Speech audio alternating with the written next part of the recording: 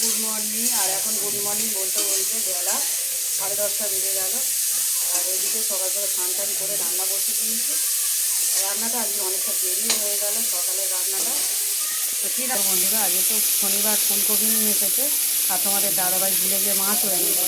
তো প্রথমে আমি দেখো ফুলকপিটা ভেজে নিচ্ছি। ফুলকপি দিয়ে টমেটো দিয়ে আলু দিয়ে মাছের ঝোল, মাছ নয় নিরামিষ ঝোলটা করে নেবো লাস্টে। মেয়ের জন্য আর ওর বাবার জন্য মাছটা ভেজে দেবো, কারণ নিরামিষই খাই। মাছটা এনেছে তো ওদের একটু ভেজে দেবো। আর লাল নোটে শাক এনেছে। তো এটাকে এখন কাটা হয়নি, কাটবো। আর এদিকে দেখো ভাত বসে দিয়েছে। এখন ফুলকপির তরকারিটা এবছর কিনে খাওয়া। এখন শীতের আগে যতক্ষণ না শীত পড়ছে ততক্ষণ ফুলকপি চাষ হবে না, ততক্ষণে কিনে খাওয়া, তারপর চাষে খাওয়া হবে। এই বছর চাষও হবে না বন্ধুরা। এবছর আমাদের জমি সব ডুবে গেছে, ভেসে গেছে, একদম পুরো পুকুরের মতন হয়ে আছে মাছ। তাহলে পরে কথা হবে, রান্নাটা করে নিই।